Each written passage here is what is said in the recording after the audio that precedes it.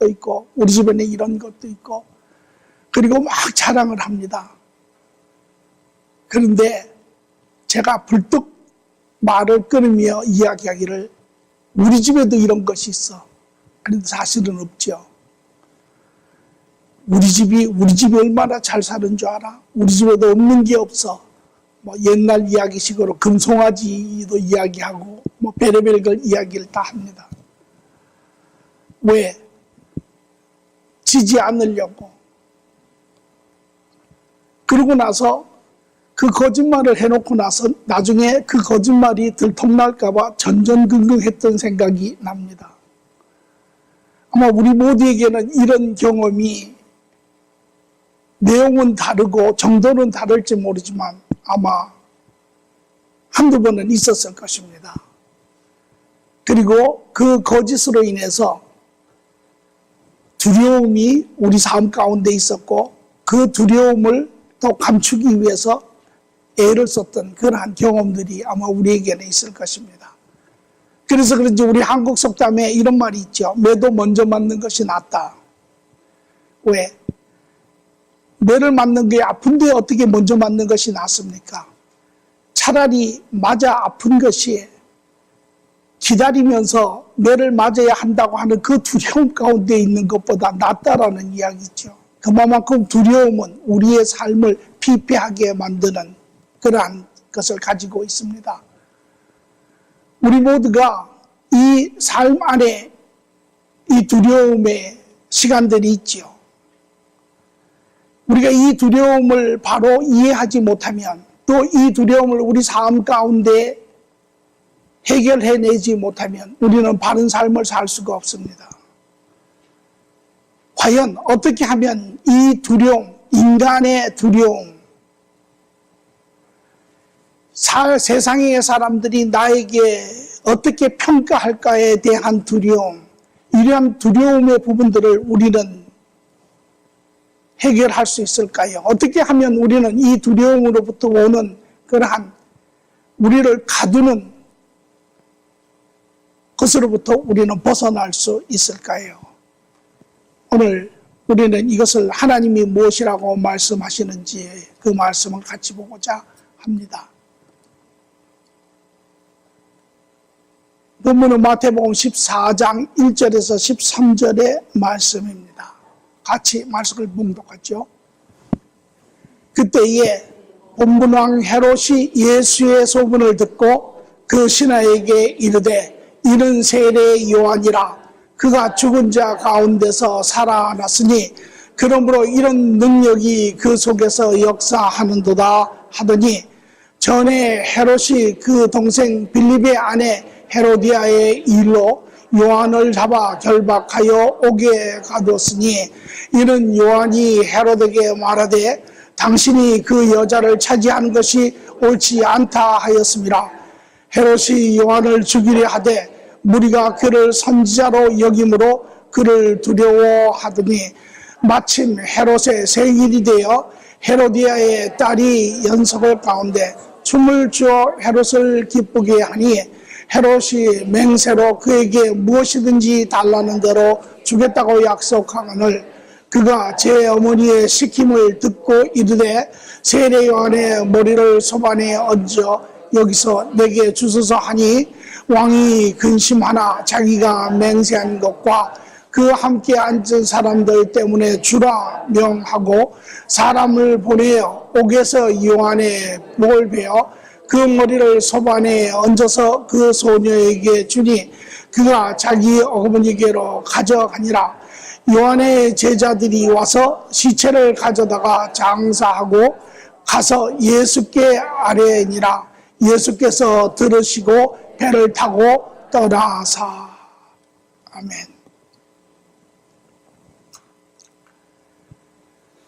오늘 이 본문의 내용의 배경적인 이야기를 우리가 잠시 보면 예수님, 하나님이신 그분, 하나님 나라의 왕이신 그분이 이 땅에 오시고 하나님의 나라에 대해서 말씀하시고 그분의 모든 초자연적인 하나님으로부터 능력을 가지고 이제 하나님 나라가 이루어진 나라의 실질적인 모습을 보이시는데, 병든 자를 고치시고 귀신을 쫓으시고 자연의 무질서를 정리하시고 가난한 자를 먹이시고 불완전한 문둥병이라든지 안진병이라든지 장님을 고쳐서 온전한 사람으로 만드는 것을 우리에게 보여주십니다.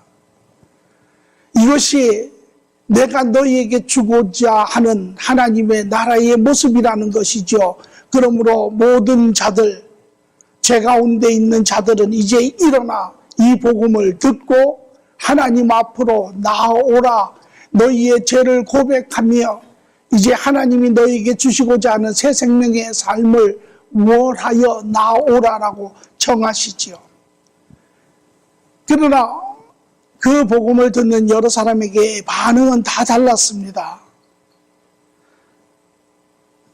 대표적으로 종교 지도자들 중에 그 복음을 듣고 예수님에게 나오는 사람도 있었지만, 그러나 대부분의 종교 지도자들, 바리새인들과 율법자들은 그들의 다른 신앙관, 또 그들의 의의를 질책하시고 지적하시는 예수님, 나아가서는 메시아에 대한 그들이 가지고 있는 그러한 기대감, 이 모든 것을 부인하시는 예수님을 그들은 받아들일 수 없을 뿐더러 나아가 자기들의 그러한 지도자로서의 위치를 위협하는 이 예수 그리스도를 그들은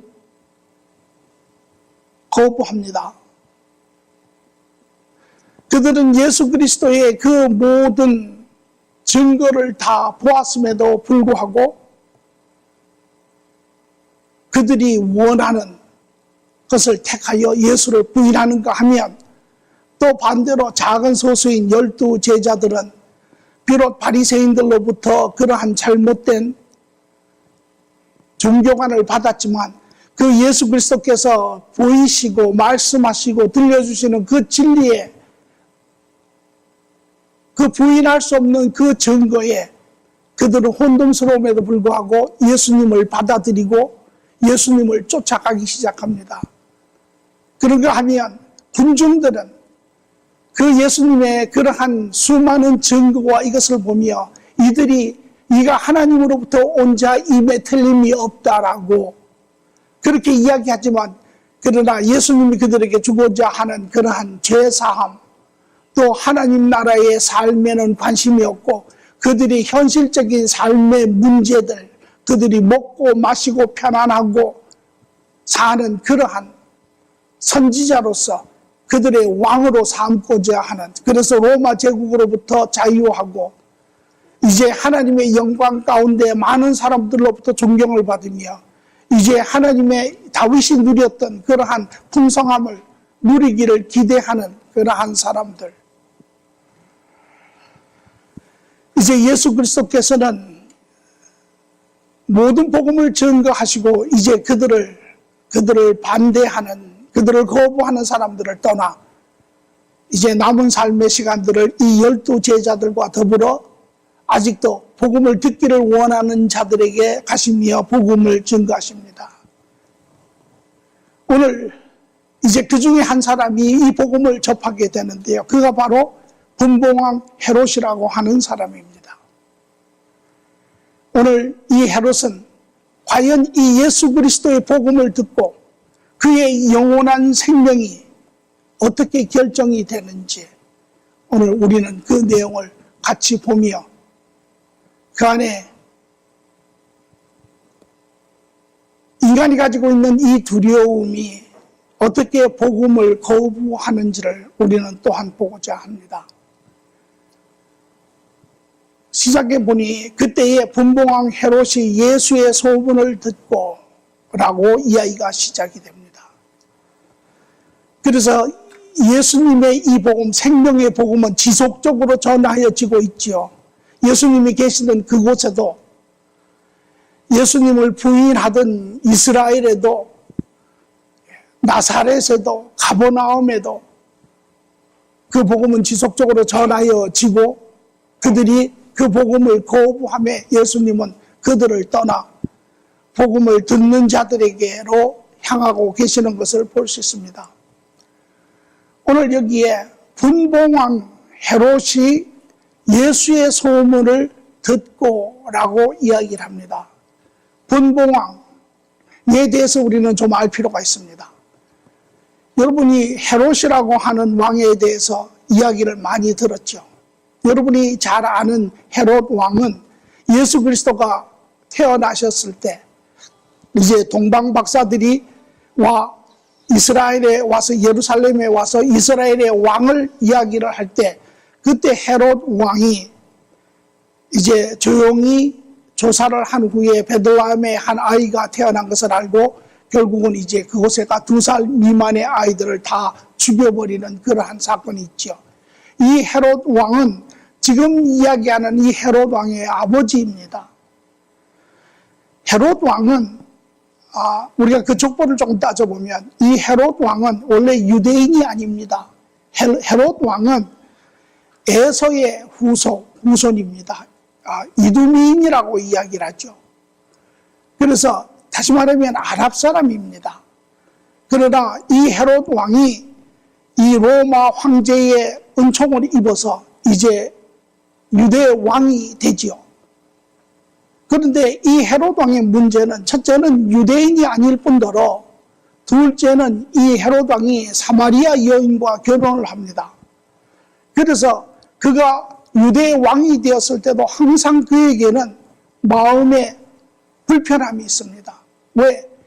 유대인들이 자기를 받아들이지 않는 것이 하나이고 둘째는 자기의 부인이 사마리아 여인이기 때문에 항상 유대인들이 자기를 어떻게 평가할까? 유대인들이 자기를 받아들일까?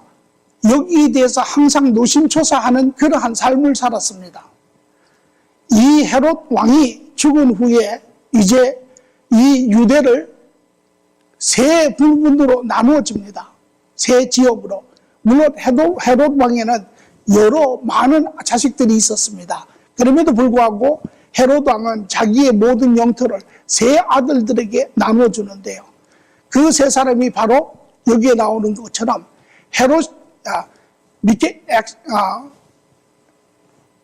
빌립이라고 하는 사람과 헤롯 안티파스라고 하는 사람과 헤롯 아켈리오라고 하는 이 세 사람의 자식이 있었습니다. 이들에게 이 헤롯 왕이 그 지역을 나눠줍니다. 그래서 아켈리오라고 하는 사람은 이 유다와 사마리아 지역을 이제 다스리는 그러한 권리를 갖고요. 지금 오늘 우리가 보는 이 아켈레스라고 하는 사람, 안티바라고 하는 사람은 바로 갈릴리 지역을, 중간에 갈릴리 지역을 다스리는 그러한 지도자입니다. 그 다음에 마지막에 빌립이라고 하는 사람은 이 요단강 동편으로 북쪽으로 이 지역을 다스리는 사람이었습니다. 오늘 우리가 보는 이 헤롯 아켈레스라고 하는 사람은 이 중간에 있는 요단강 지역에 있는 사람으로서 이 사람은 주로 이 요단강 위쪽에 타이베리스라고 하는 그 지역에 살고 있는 사람인데 이 사람은 예수 그리스도를 한 번도 만난 적이 없습니다. 그 지역에 살았지만 예수님이 사역하신 나사렛과 또 가버나움과 굉장히 밀접한 가까운 그런 지역이었지만 한 번도 개인적으로 만난 적이 없습니다. 이 사람이 예수 그리스도를 만난 유일한 시간은 바로 예수 그리스도가 빌라도에게 잡힌 후에 이제 심판을 받을 때 이 빌라도가 예수 그리스도를 이 지역의 책임자가 누구냐? 그때 이 헤롯 아켈레스라고 하는 이 분봉왕에게 보내서 심판을 잠시 받는 시간이 있습니다. 그때가 유일한 시간입니다. 이 헤롯 왕은 그 당시에 문제가 하나 있었죠.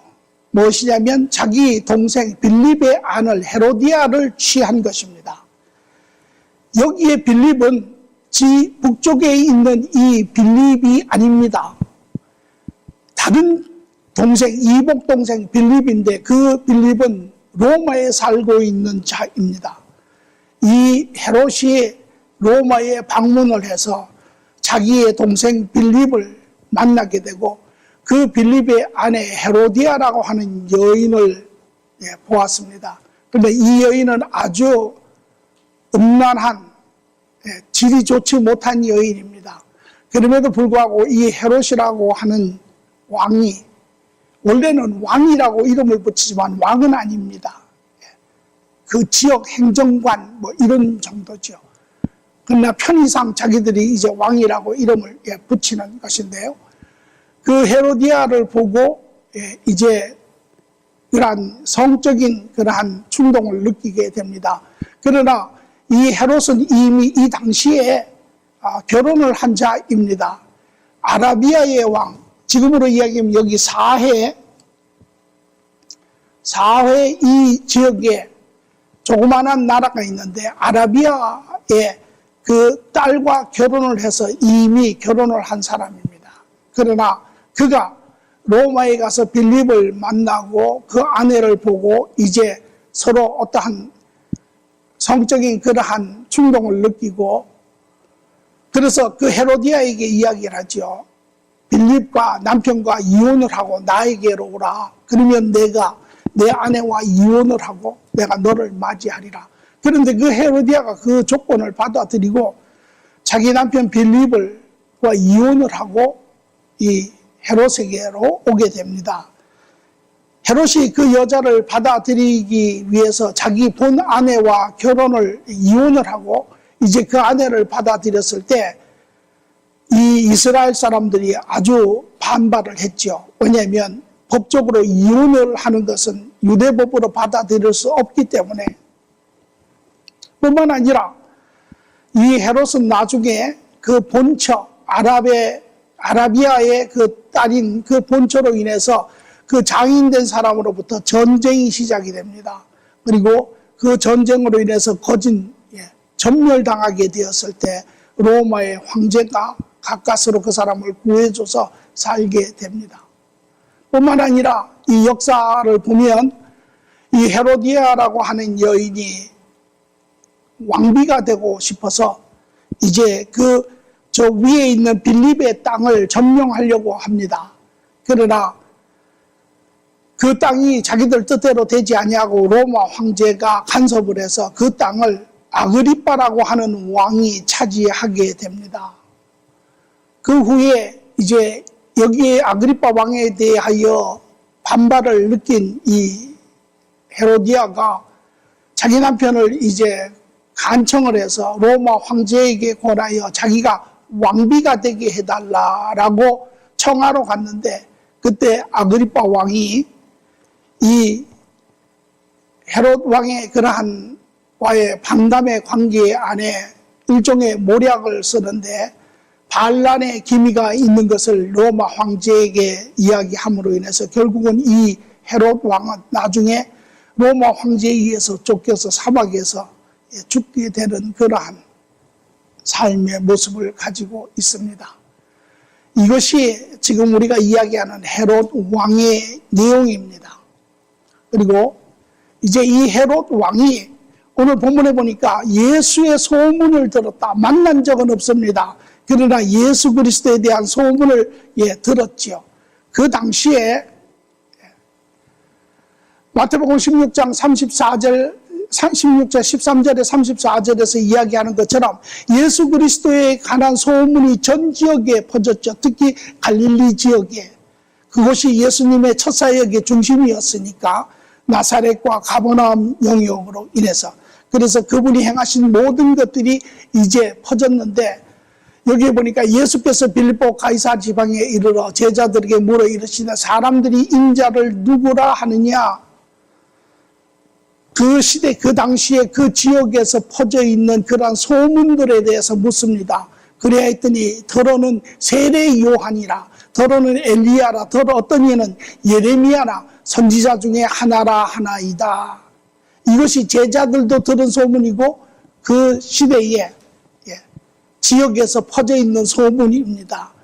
뿐만 아니라 누가복음 9장을 보니까 분봉왕 헤롯이 이 모든 일을 듣고 심히 당황하니 이는 어떤 사람은 요한이 죽은 자 가운데서 살아났다라고도 하며 어떤 사람은 엘리야가 나타났다고 하며 어떤 사람은 옛 선지자 한 사람이 다시 살아났다고 함이라. 헤롯이 이르러 요한은 내가 목을 베었거늘 이제 이런 일을 들으니 이 사람이 누군가 하며 그를 보고자 하더라. 그러니까 이 헤롯은 이미 예수님을 만난 적은 없지만 그 지역에 이미 아주 풍성하게 깔려있는 그 소문들을 이미 듣고 있습니다. 그래서 사람들은 예수 그리스도가 정확히 누군지를 모르고 지레짐작하여서 그는 세례 요한이 살아난 것이라, 엘리야가 살아난 것이라, 예레미야의 선지자가 온 것이라, 이런 수많은 이야기가 있는 것을 오늘 헤롯 왕은 들었습니다. 이제 그가 오늘 이야기하는 내용을 우리가 한번 보고자 합니다. 그가 뭐라고 그 신하에게 이르되 이는 세례 요한이라. 그가 죽은 자 가운데서 살아났으니 그러므로 이런 능력이 그 속에서 역사하는도다 하더라.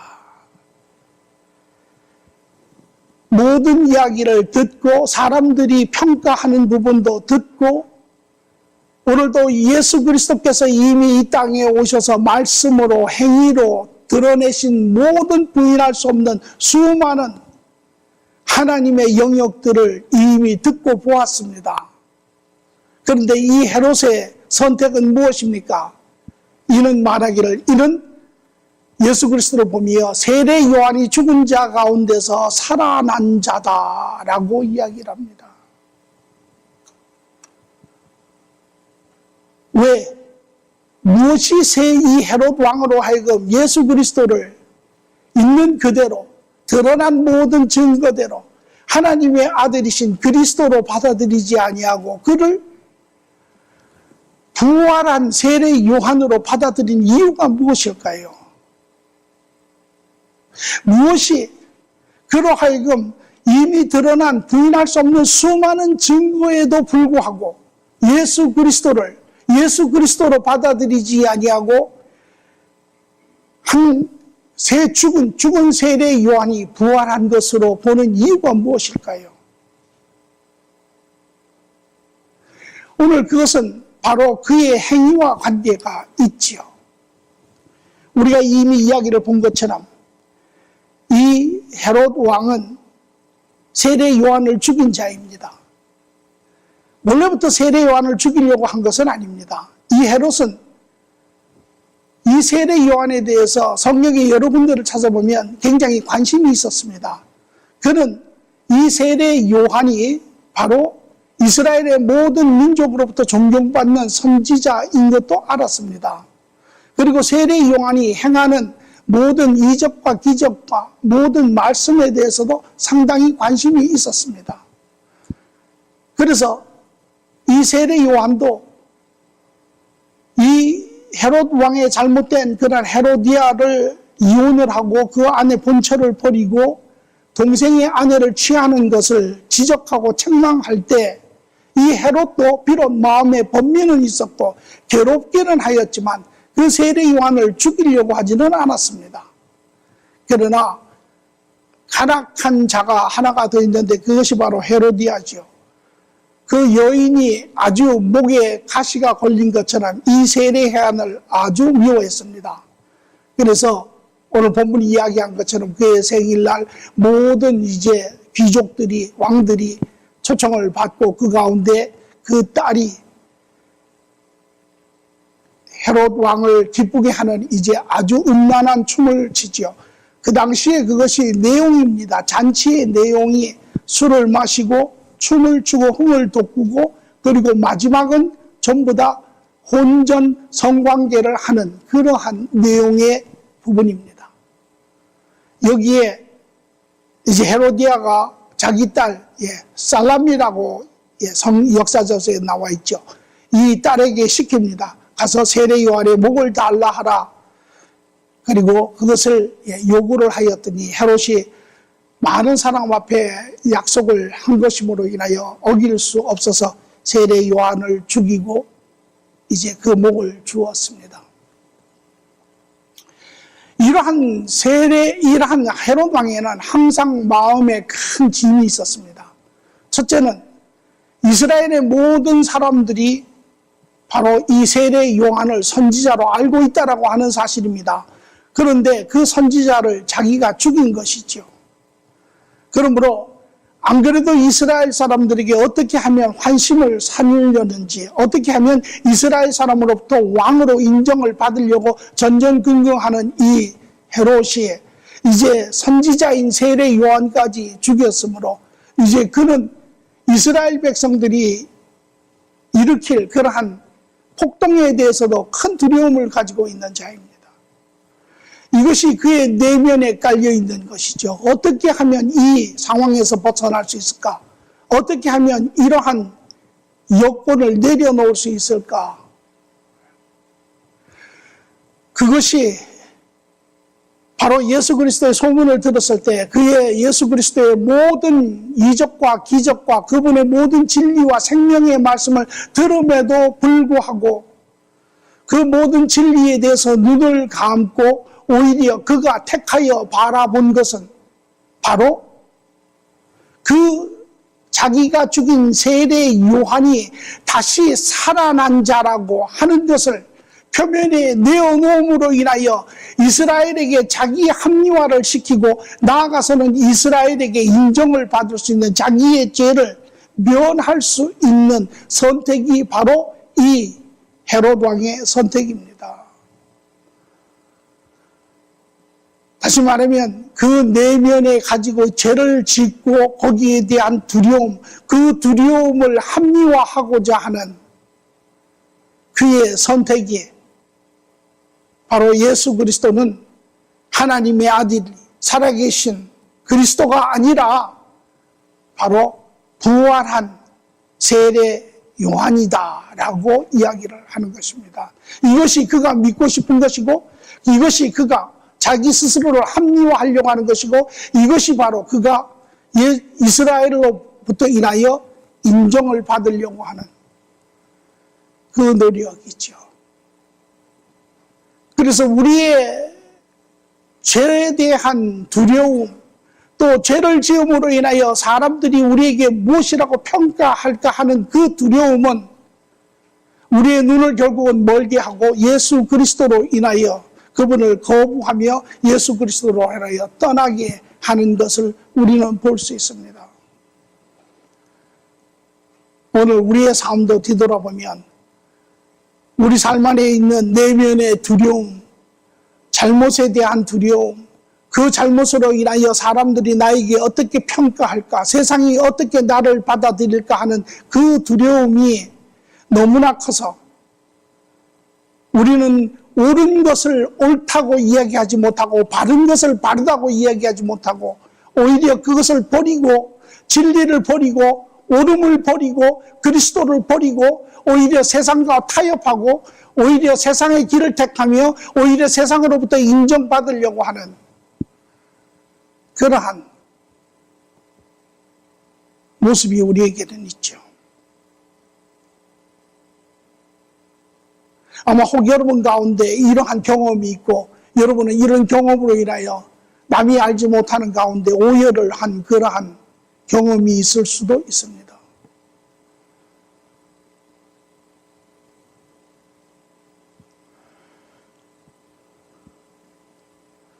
우리는 여기서 중요한 한 가지를 생각하지 않을 수 없습니다. 스스로에게 제가 묻는 질문이기도 합니다. 무엇이 우리로 하여금 예수 그리스도의 모든 증거를 부인하게 하나? 우리가 이 복음을 증거해보지만 많은 사람들은 복음을 접하고 복음으로 인하여 기뻐하는 사람도 있습니다. 그러나 복음을 오히려 대받아치며 그 부인할 수 없는 수많은 증거가 있음에도 불구하고 믿으려 하지 않습니다. 그래서 우리는 더 많은 증거를, 더 확실한 증거를 보임으로 인해서 그 사람을 어떻게 하면 믿음 안에 들어올 수 있도록 우리는 애를 쓰죠. 그러나 여러분,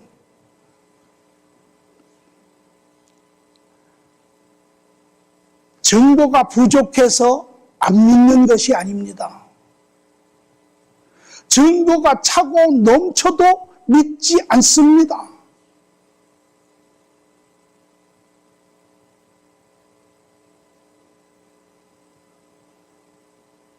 무엇이 그렇게 넘치는 증거를 외면하게 하고 진리를 외면하게 하고 생명을 외면하게 하고 우리를 죄 가운데 묶어놓는 것이 무엇일까요? 성경은 그것을 죄를 사랑함이라라고 이야기를 합니다. 요한복음 3장 19절 20절에 보니 그 정죄는 이것이니 곧 빛이 세상에 왔을 때 사람들이 자기의 행위가 악함으로 빛보다 어둠을 더 사랑하는 것이니라. 악을 행하는 자마다 빛을 미워하며 빛에 오지 아니하나니 이는 그 행위가 드러날까 하며 진리를 따르는 자는 빛으로 오나니 이는 그 행위가 하나님 안에서 행한 것임을 나타내려 함이니라. 죄를 사랑하는 인간의 마음인 것입니다. 여러분, 죄를 사랑하십니까? 아마 여러분 가운데 대부분들은 저는 죄를 사랑하지 않습니다. 그러면 죄를 떠나십니까? 아니, 죄는 떠나지 않습니다. 죄를 사랑한다 하면 다른 말로 하면 죄를 떠나지 못하는 것입니다. 다시 말하면 죄에 대해서 미련을 가지고 있는 것입니다. 그것이 바로 죄를 사랑하는 것입니다.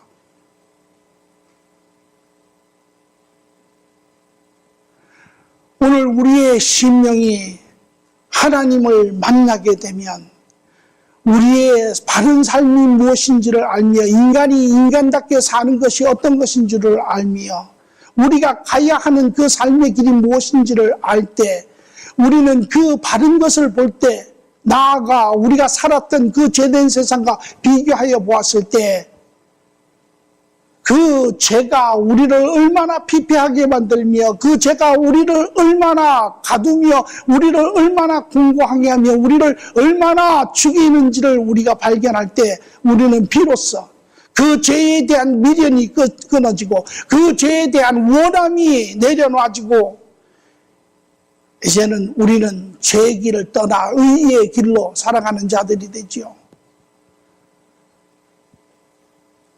왜 그리스도를 믿지 않습니까? 증거가 부족해서 그렇습니까?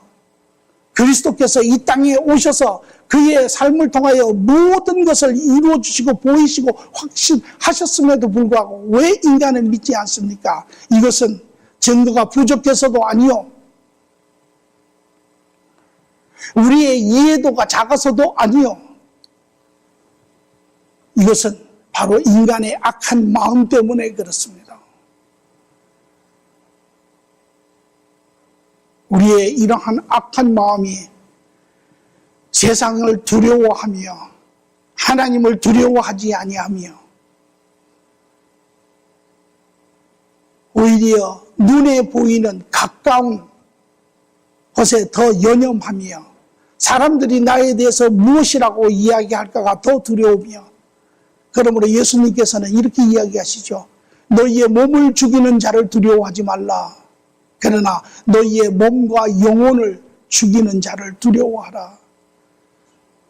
이 땅에 잠시 사는 이 삶에 우리의 어떠한 불이익과 우리의 손해와 우리의 어떠한 거부함과 이런 것을 우리는 두려워할 것이 아니라 우리는 우리의 영원한 삶 가운데 우리를 영원한 형벌로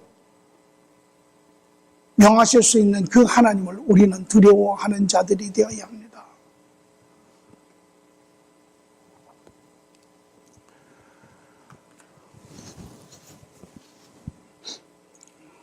이러한 사건이 있은 후에 요한의 제자들이 와서 시체를 가져다 장사하고 가서 예수께 아뢰니라. 예수님께서는 그 이야기를 다 들으시고 아무 말씀도 하지 아니하시고 배를 타고 떠나사.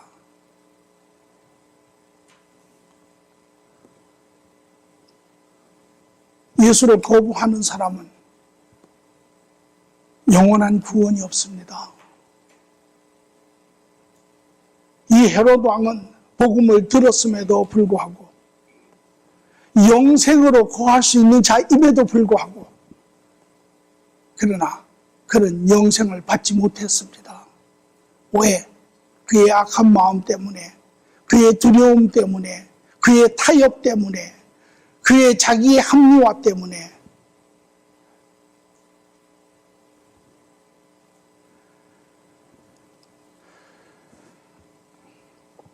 오늘 복음은 헤롯 왕에게도 전달되었고 그 복음을 인간적인 그러한 계산과 인간적인 그러한 원시적인 그러한 관점으로 인하여 그는 영원한 예수 그리스도를 버림으로 그는 버림받는 자가 되었지요. 오늘 이 복음은 우리 모두에게도 선포가 되고 있습니다. 모든 사람이 듣고 있습니다.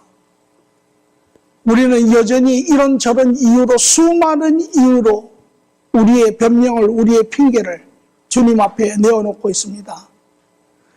주님이 우리로 인하여 평가받고 있는 것이 아니라 실상은 우리가 주님 앞에서 평가받고 있는 것입니다.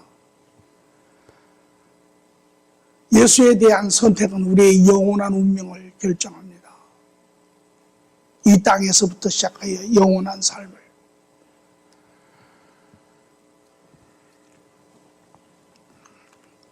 우리도 여전히 우리의 잘못으로 인한 두려움을 가지고 있습니까? 여전히 여러분 어떻습니까? 그리스도 안에 있으면서도 여전히 세상이 두렵습니까? 나의 평가가 두렵습니까? 세상이 나에 대해서 뭐라고 할까, 거부할까 두렵습니까? 오늘 이 두려움은 엄청난 큰 삶의 이슈입니다. 여러분 젊은 아이들을 한번 보십시오. 그들에게 세계가 있고 그들 세계 안에 이 두려움은 세상으로부터 거부당함은 그들에게 인생의 전부입니다. 그만큼 엄청난 현실입니다. 아마 여러분 가운데 이제 연세가 지긋하셔서 아이고 내가 이제 살 날도 얼마 남지 않았는데 뭐 내가 세상이 뭘 한들 그게 나한테 무슨 상관이 있겠습니까? 그렇게 이야기하실지 모르지만 여러분 내면 안에 그 두려움은 매일매일 고개를 들고 있죠. 그리고 우리를 그 두려움 안에 매일 가두려고 애쓰고 있는 것을 볼 수 있습니다. 우리는 이제 이 두려움의 문제를 현실 가운데 피할 수 없고 부인할 수도 없고 있는 그대로 인정하되 또한 우리는 나아가 이 두려움의 문제를 해결해야만 우리가 바른 삶을 살 수 있습니다. 어떻게 우리는 이 두려움의 문제를 해결합니까? 시편 51편 5절에 말하기를 내가 죄악 중에 출생하였으니요 어머니가 제 중에 나를 잉태하였음이라. 우리가 첫 번째 기억해야 할 것은 우리 모두는 다 불완전한 존재입니다. 우리는 다 태어나면서 죄인으로 태어나는 자입니다. 우리는 살면서 다 이 죄 문제 때문에 서로 고민하며 실수하며 힘들어하는 그러한 자입니다. 그래서 로마서 7장 19절에 20절에도 말하니 내가 원하는 바 선은 행하지 아니하고 도리어 원하지 아니하는 바 악을 행하는도다. 내가 원하지 아니하는 그것을 하면 이는 행하는 자가 내가 아니요 내 속에 거하는 죄니라. 우리 모두는 다 불완전하고 우리 모두는 다 영역이 다르고 시간이 다르고 정도가 다르고 그러나 우리는 다 실수합니다. 우리는 다 잘못합니다. 완전한 사람은 아무도 없습니다. 그럼에도 불구하고 우리가 가지고 있는 이 세상으로부터 배운 잘못된 관점은 무엇이냐면 우리는 완전한 자가 되려고 자꾸 애를 씁니다. 우리는 남한테 나는 완전한 자입니다. 나는 결점이 없는 자입니다. 나는 무엇이든지 실수하지 않는 자입니다. 그렇습니까? 우리는 그렇지 않습니다. 우리는 그 관점을 이제 내려놔야 합니다. 우리는 다 완전하지 않는 자입니다. 내가 누구인지를 인정해야 합니다. 그러면 우리의 바른 자세는 무엇입니까? 우리의 바른 자세는 완전한 자처럼 사는 것이 아니라는 것입니다. 우리는 불완전한 자임을 인정하는 것입니다. 세상에서는 내가 불완전한 자로 인정을 하면, 내가 부족한 자로 인정을 하면 견딜 수 없지요. 왜? 내가 완전한 자인 척해야 사람들이 나를 인정해주고 나를 받아주고 나를 칭찬하고,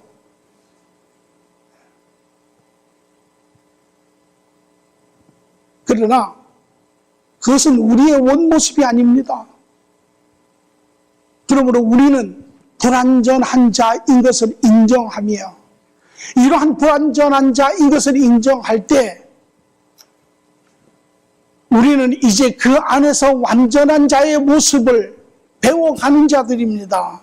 그래서 에베소서 4장 10절 3절에도 우리가 다 하나님의 아들을 믿는 것과 아는 일에 하나가 되어 온전한 사람을 이루어가며 그리스도의 장성한 분량에 충만한 데까지 이르리니, 우리는 오늘 현재 있는 이 자리에서 우리가 시작하는 것입니다. 불완전한 내 존재에서 시작을 하는 것입니다. 나도 그렇고 여러분도 그렇고 우리의 자녀도 그렇고 모든 내 아내도 그렇고 다 불완전한 자에서 시작하는 것입니다. 그런 자가 겸손하여지며 그런 자가 서로에 대해서 긍휼을 품기 시작을 하지요.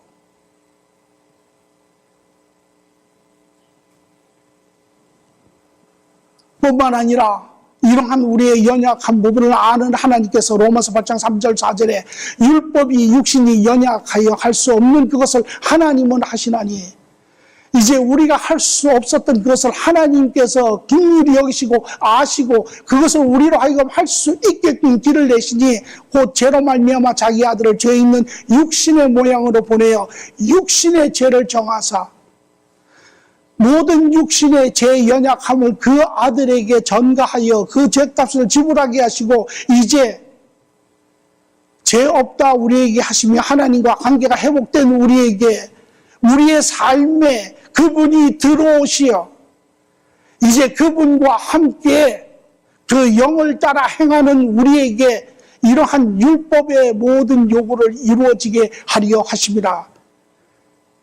이제 우리로 하여금 하나님과 함께 동행하고 하나님과 함께 동의하고 하나님을 쫓아 하나님의 그 능력으로 더불어 함께 이 일을 이루어낼 수 있게 하셨다라는 것입니다.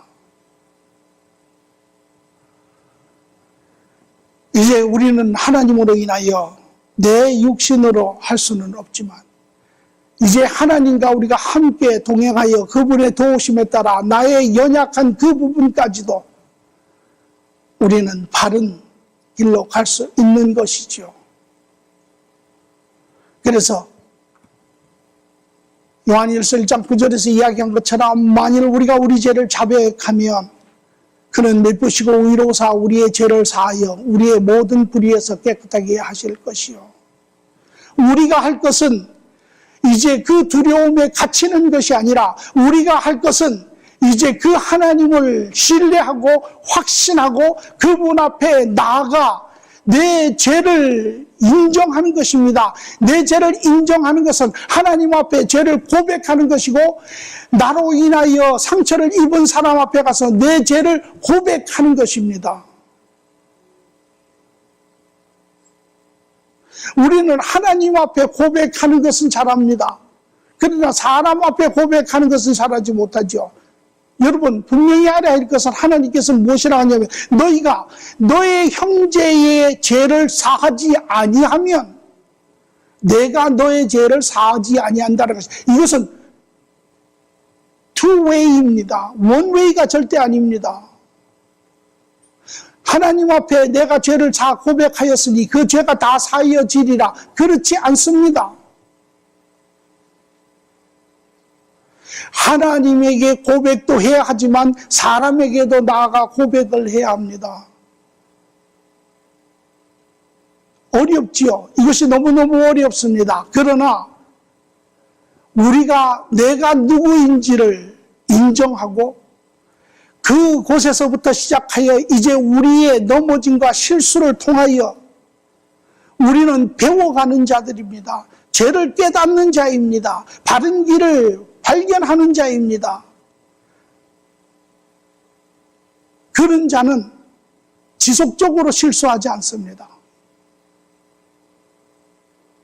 그리할 때 우리는 매일매일 우리의 겉사람은 후패하고 우리의 속사람은 점점 성하여지며 우리의 바른 인격이 되고 그것이 우리의 삶이 되는 것이죠.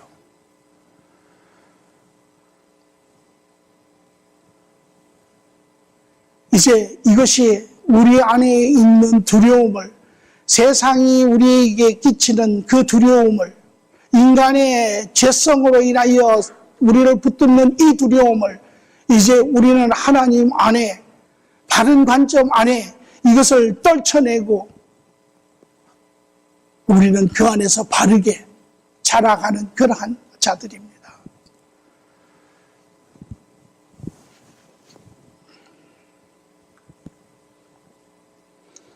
오늘 여러분은 하나님의 그 열린 통로를 통하여 그분 앞에 나아가 오늘도 그분의 생명으로 채워지는 시간을, 삶을 살고 계십니까? 아니면 여러분 안에 우리의 잘못으로 인하여, 그 잘못에 대한 잘못된 관점으로 인하여 그 잘못된 두려움이 여러분을 붙들고 있어 하나님 앞에 나아가지 못하는 그러한 막힌 통로가 되어 있습니까?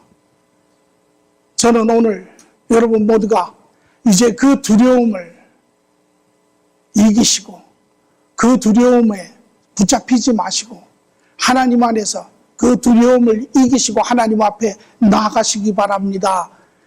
그분 앞에 오늘도 생명으로 채워지시기를 바랍니다. 여러분, 예수 그리스도는 여러 가지 이름이 있습니다.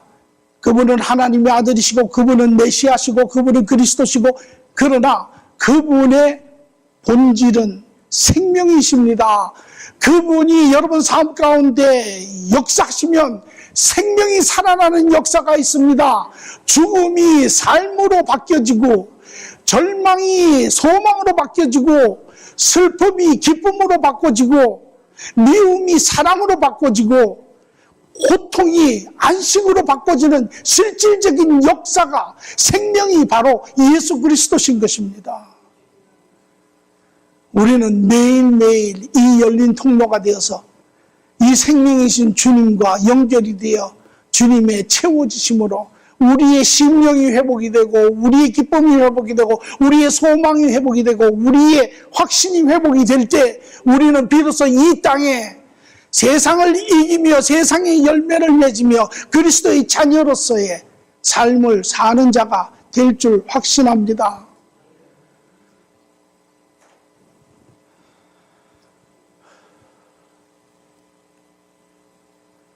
한 주 여러분 모두가 생명의 통로가 되기를 바랍니다. 생명의 열린 통로가 되어 주님의 충만함으로 채워지시고, 나아가 그 열린 통로가 되어 여러분을 통하여 살아계신 그 생명이 주위의 사람들을 타치하는 역사가 있어지기를 간절히 축원합니다.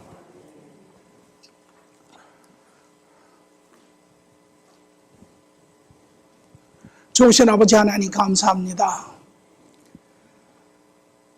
오늘도 생명의 그 능력이 우리 가운데 선포되며, 오늘도 그 생명이 죽은 영혼들을 부르고 있으니 참으로 감사합니다. 아버지여, 참으로 주의 지음받은 그러나 하나님을 잃어버린 사망 가운데 살고 있는 그 생명들을 오늘도 긍휼히 여기시고, 오늘도 하나님 안에 은혜를 경험하고 감사하는 자들, 그러나 매일매일 생명이신 그리스도 앞에 나와 오늘도 열린 통로가 되어 하나님 내가 채워지고 나로 말미암아 우리의 가정이 또 교회가, 지역사회가 채워지는 역사가 있게 하여 주시옵소서. 감사하며 예수님의 이름으로 기도합니다. 아멘.